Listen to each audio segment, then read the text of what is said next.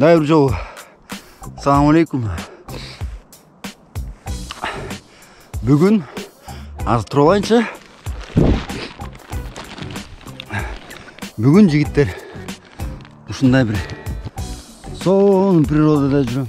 Assalamu alaikum жігіттер, дайыр жол. Бүгін такси емес, негіз канал такси боюнча, бирок таксиде жүрө бергенде дагы анда-санда эс алып коюп туруш керек. Ошон үчүн бүгүн МКАДтан 30 километр примерно дачага келип, баняга түшүп, кичине ден соолукту чыңдап, эс алып, кичине мына природа мененчи. Эми кимге кандай, бирок мага жанакы айткандай эле тоо, ушундай токой, мындай природа болсо жакшы.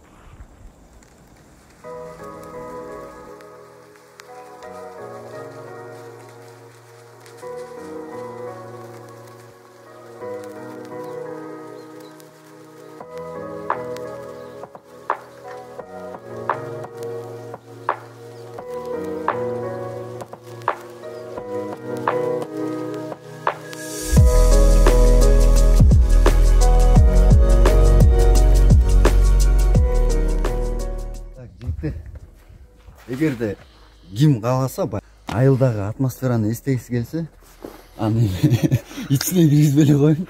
Бирок үйдү мындай карасаңар, арттычы прям айылга келгендей болот анда. Биякта отундар, биякта умальник деле байкалган, аспакка кар турат.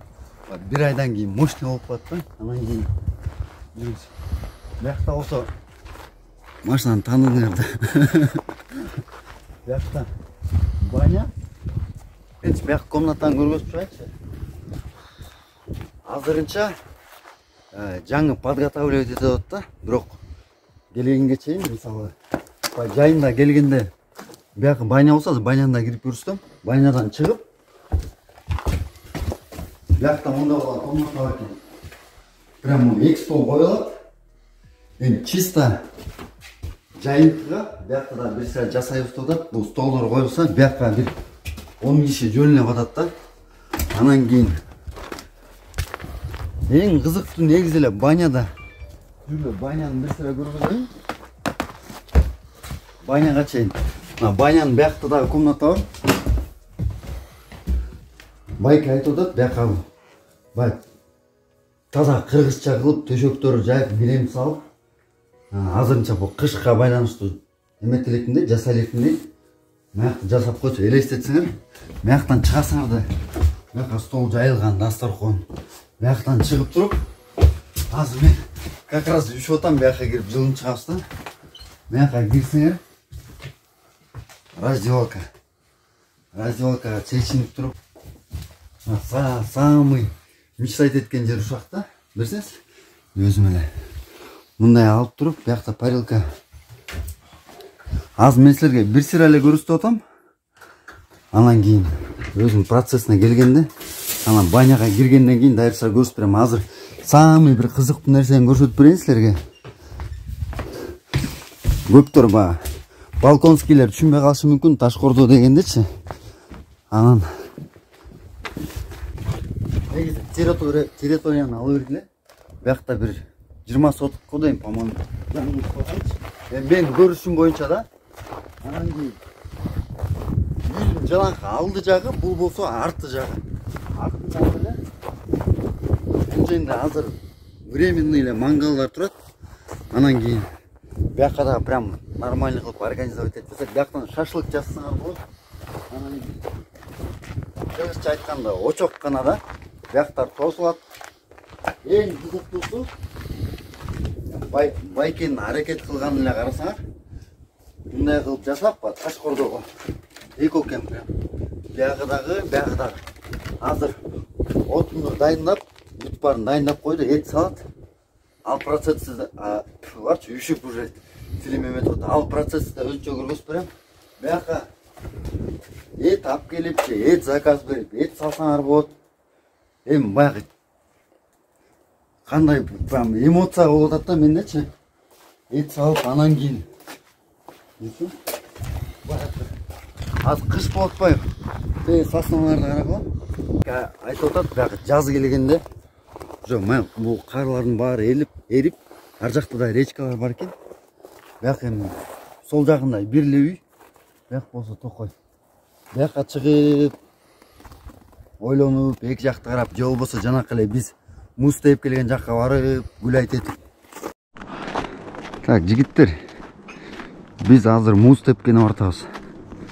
Прям токойдун арасында.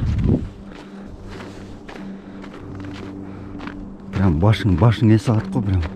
Асманды каралачы, асманды. Ак кайыңды кучактадым, ыйладым болуп атат бияга. Сосналар бүтүп уже ак кайыңга келип калдык. Прям үйдүн жанында эле экен. Ак кайыңды аралап, особенно парочкаларга экен да. Прям гуляй деди, бири-бириңер менен сүйлөшүп. Тем более азыр бияк кыш болуп атпайбы? Азыр бир айдан кийин уже жаз келет. Жаз келгенде бияктын баары жап-жашыл болуп, баардык нерселер гүлдөп, прям сонун болот да. Эми природаны жакшы көргөн адамдарга прям самое то экен да. Мен мисалы тоого чыкканда ушинтип токой аралаган жакшы көрөм да өзүм негизичи, походтордучу. Ошон үчүн бияка келсең прям абасы дагы таптаза. Өзүңдүн ойлонуп турчу ойлоруңду наединечи. Анан элестеткиле, мисалы мыякта жайында келип. Бияка бирлер от жагышыптыр.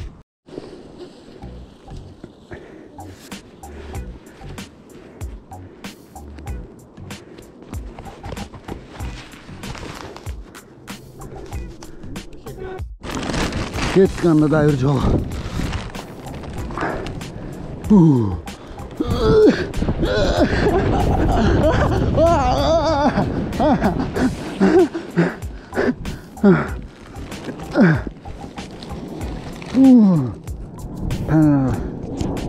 Soğuk oldu.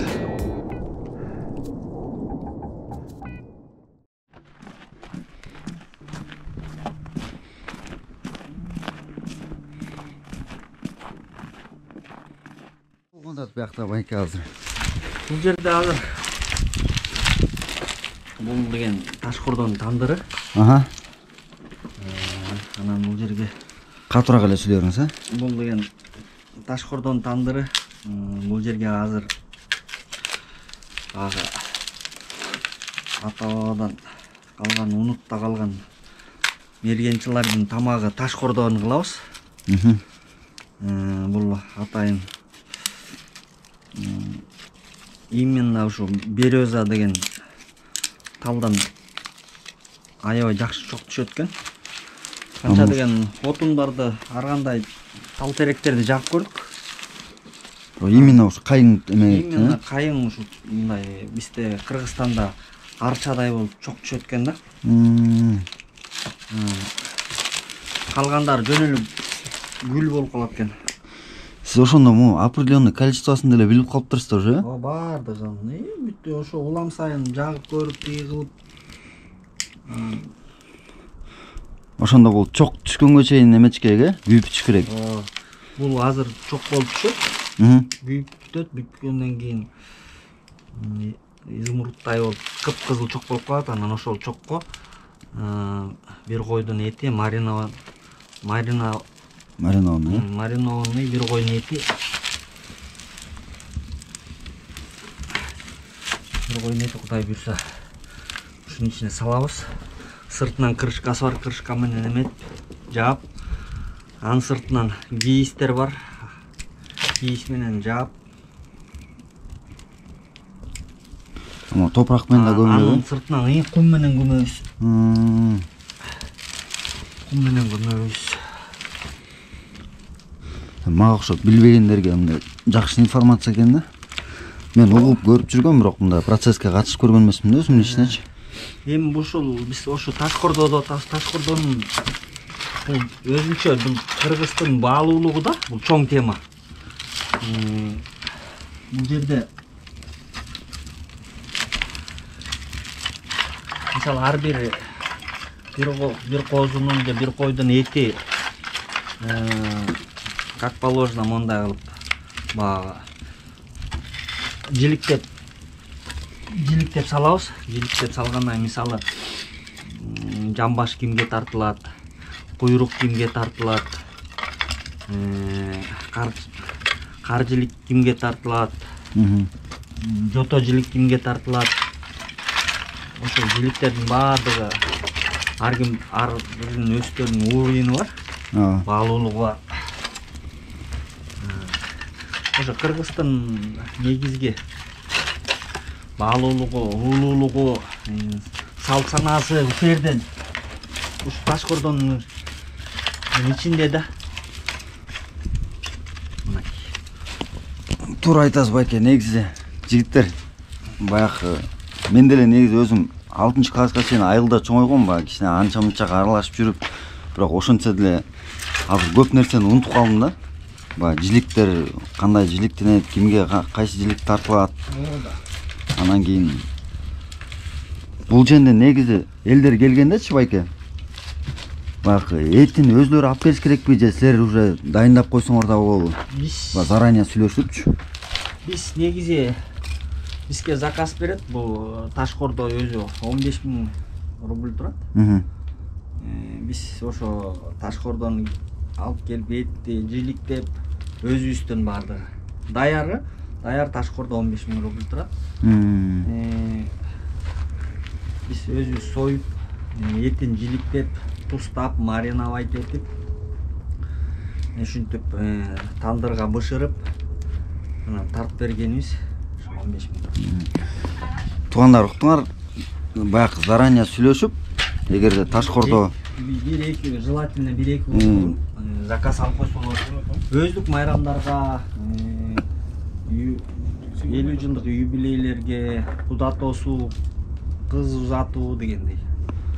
Ал эмес даже баягы өзүбүздүн коллегалар эле таксист балдар.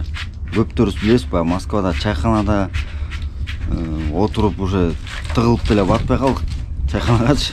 Ошондуктан баягы чогулуп, Ташкордо заказ берип, 1-2 күн мурун заранее сүйлөшүп айтсаңар, бияктан байке уже койдун союп, жиликтеп, мариновать этип, бүт баарын дайындап коюп айтылган убакачы. Анан кийин көрдүңөр, биякта уже бүт баары дайын экен. Биякта бирөө, тиякта экөө, аркы жакта мангал бар экен, шашлык десеңер. Биякта чоң казан асылып турат. Бир тайдын этип атат. Бир тайдын этип ата турган. Козунун этип атат. Так что эт жагынан кам санабасаңар болот. Курдак дейсиңерби, Ташкордо каалаган нерсеңер, условия бүт бардыгы бар экен бул жерде. Азыр оттун кереметин карачы. Ошондо канча 1 саат дедиңиз байке? 1 саатта чок түшөт. Мунун баары 1 саатта күйүп бүтүп, анан чокко айланат да. Анан чокко айлангандан кийин Ташкордон этти салабыз. Анан 1 саатта даяр болот. 1 саат демдеп коебуз да ошо чокко. Жигиттер азыр пока баягы дайын болгондон кийин дагы көрсөтөм өзүнүн процессинчи. Баягы чок түшкөндөн кийин баягы этти салып атканын, чыгарып атканын иш кылса азыр алдыда көп кызыктуу видеолор бар да. Анан жигиттер баягы жайында эң баягы удобный жер ушул комнаталар экен да. Ушул жерге отуруп, анан кыш болуп атат, үшүп атабыз десеңер, мына бул үйгө кирсеңер, азыр мен силерге ичине дагы бир сыра киргизип көрсөтүп берем. Прям чоң залда, ичинде комуз, кыяк, байке да өзү ырды созом дейт. Анан дагы бир сыра атмосфераны эле карагылачы, прям үйгө кирип.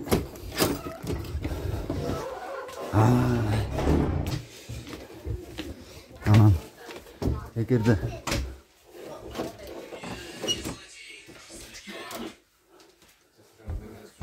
кышында келген болсоңор, үшүп, компания батпай атат десеңер, Столдун узундугун карагыла, бияка эми бир канча бир 25-30 кишиге чейин батат го дейм. Бул менин досум чачы эле жагат магачы. Кубойке, как обычно. Байкеге чоң рахмат, ушунчалык прям Кыргызстанда жүргөндө айылга барганда конокко келгенде чакчак жээлегиме канча жыл болду. Эми ар кайсы жакта ар кандай айтат, чакчактычы. Анан бүгүн ушундай конок болуп келип, эми ушунча кишиге ушунча дасторкон жайып коюптур, прям неудобно болуп атат да. Мына чоң баягы серине бергендерге же болбосо черный касса ойногондор болсочу, кыяк черткенди билем, ырдайм дегендер болсо кыяк бар экен. Нукура кыргыздарга комуз бар экен. Мен комуз черткенди билбейм, азыр байке бир астан кийин келип сосуп берем деп.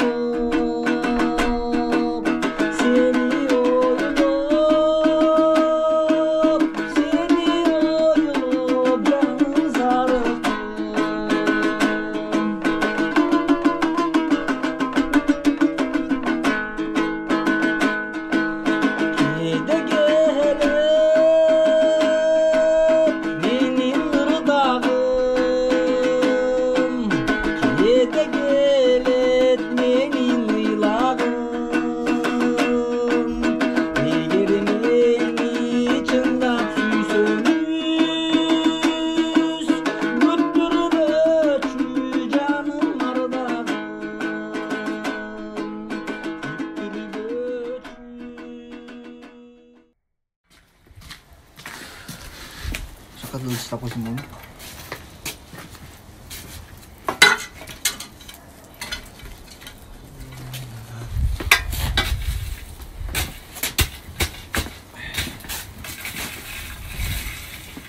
Өзбектерде ушундайлар бар болду экен, видео каналдары.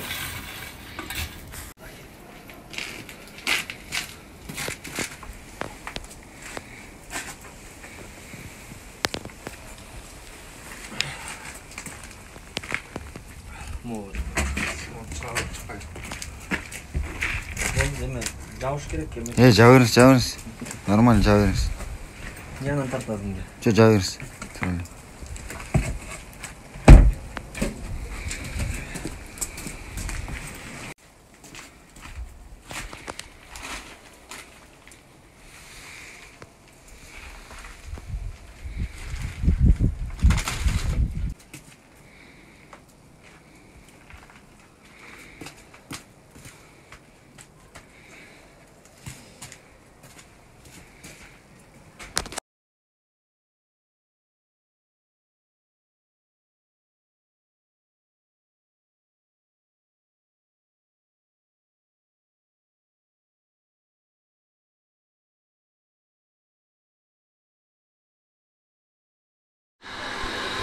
Так, жігіттер, азыр негізі парилкадан камера сразу эле буланып кетет го дейм. Бирок 2 сааттан бери жатам мыякта банядачы. Парилкада кактанып, кайра карга чыгып коюп, кайра ичине кирип суудан чачып коюп дегенде прям такси жөнүндө вообще унутуп калдым менчи. Так что иштеп жүрө бербей эс алгыга азыр чыгып туруп таш кордонуп плов менен парилкадан аппетит жөнөчү.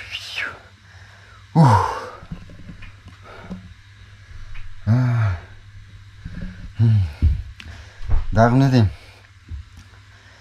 байкеге чалгыга сүйлөшкүлө баасын канча киши заранее заказ берсеңер. Баха баня кандай экен? Бир комментарий берип койчу. Жакшы. Негизи эле. Смотря какая кулика. таш кордонун жейбиз дагы плотно. Ошондой жигиттер, кыскасы камера уже эметип баратат, буланыпчы. Ошондуктан азыр банядан чыгып дагы бир саат таш кордонду көрсөтүп, пловду жеп. Баня 110 градус. Всё, тапиямда 110 брат. градус. Все. Тапи. Камераны таштап Погнали. келе коем. Атайын парилкадан чыгып келдим бияка. Чтобы мо эмени көрөйүн депчи. Таш кордонун эттин состояниясын ровно 1 саат демделет. Жөк жүрөт го. Аз ачат биякты, чыгарганда бир көрсөтөм. Так, туугандар көргүлө эми. Арадан ровно 1 саат өттү. 1 саатта демделип бышат экен. Үстүнө кум себилип атпады эле. Ошону алып, үстүндөгүлөрдү ачып туруп, азыр эттин состояниясын көрөбүз да, кандай бышканын. Уже жыттана баштады го дагы. Жытты. Бияка уже жыттана баштады дедим. Меня надо лучше алып кетпесин абай.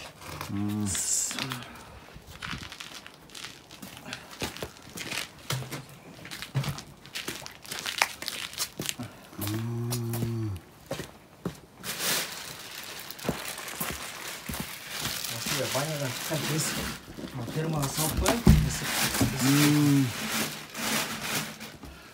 Ысык турсун, а?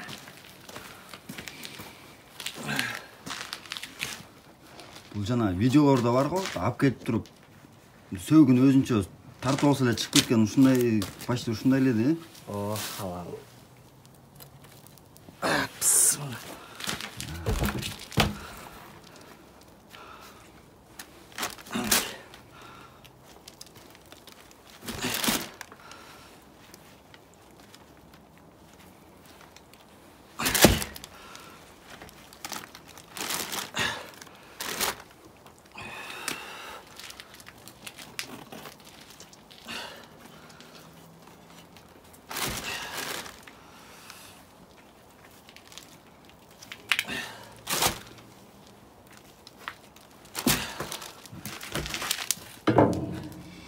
Как раз банядан жана аппетит ачылып жатты.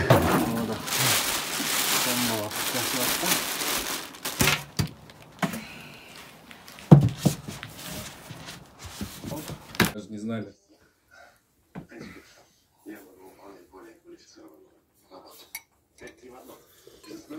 Папа, ты вообще не знаешь, что такое ТикТок. Почему?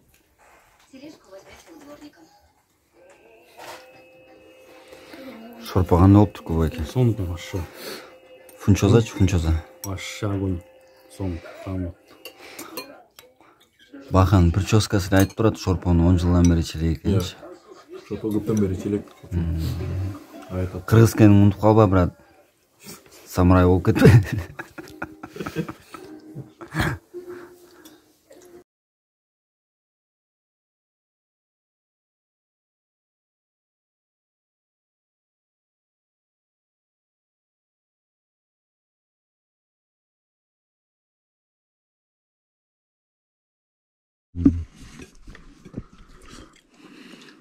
Машинка, а?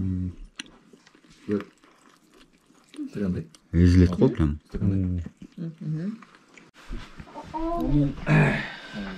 Бүгүн Кудайымдын бизге берген ар бир күнү биз үчүн майрам дейт.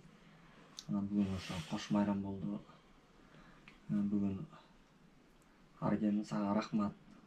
Ыраазычылыктар ушу бүгүн келип өзүңдүн жора жолдошторуң менен тең туштарың менен келип жакшы эс алуу кылдыңар. Ушундай Кудайым силерге ишиңерге ийгилик берсин. Кудайдан эмне максат тилек кылсаңар ошонун баары кабыл болсун. Бар тапканыңардын баары жакшылыктарга жумшагыла. Кудайым баарыбызга аманчылык, эсенчилик берсин. Эли журтубузга аманчылык, тынччылык берсин. Кудай буйрса ушул жерден жакшы ийгиликтерге жетишип, Кыргызстаныбызга аман эсен баардыгыбыз толук аман эсен баралык. Ошол жакшылыктар боло берсин, талашканыбыз сый болсун. Ишибизге ийгилик болсун, аманчылык, тынччылык болсун, Айтканыңыз келсин. Sen үйіңе береке. Сізге де рахмат. Жаштар рахмат келип тургула. Таза абада келип, эс алып, мынакей. Иштеп эле жүрөсүңөр, бир күндө бир развлечение.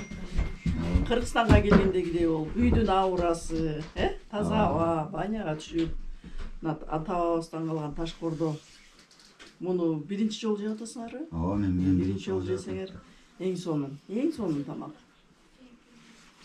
Бул мына табыгый очокто технологиясын көрдүңөр, өзгөчө тамак да болчу. Муну жесеңер эң сонун. Ишиңерге ийгилик, жакшы жүргүлө, жакшы тургула, тенеңерге силерди күтүп атат бардыгы. Кыргызстан күтүп атат. Сіздерге де рахмат, эже бачы. Келип тургула. Жаз келет, жазында келип келгиле. Дагы жакшы пландар бар, буюрса келечектечи. Сенин да ишиңе келген. Сага рахмат. Баардыгыбыздын эле баягы максатыбыз бир, бирок ошо сен дагы бир жакшы ушундай талантың бар экен мына. Баягы көп адамдарга ушундай жеткире албаган нерселерди жеткирип жардамдашып жаткан. Мисалы, көп адамдар мисалы жетпей жүрсө, баардыгы мисалы өздүк майрамдар, юбилейлер, болбосо ошо жакшы тамак, унутта калган тамактар жеткире албай жүрөбүз да. Ташкырдо, Ваня түшкөнөр. Баардыгыбыз эле ушул Москвага келип иштеп, анан кичине эс алып, развлечение болбосо энергия болбойт. Анан ошол жерден да энергия алып, канча деген биздин кыргыз азаматтар жүрөт.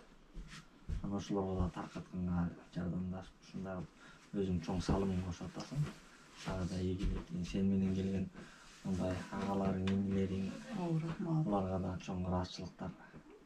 Татынакай болуп Кыргыздын жигиттери келип ушинтип жакшы даамсыз, жакшы кыргыздын нукура оокаттарын ичип жеп кеткен бул деген жакшы. Кыргыздын баалуулугу да. Ошого рахмат силерге. Чоң рахмат экен. Силер жакшы отуруңдар анда. Үйүңөргө береке келип турсун, ушундай эле. Келип эле кичине. Актосман жайлуу эле. Иш жүзүнгө салам. Чарчаганда келип тургула. Чарчабасак деле келип турабыз.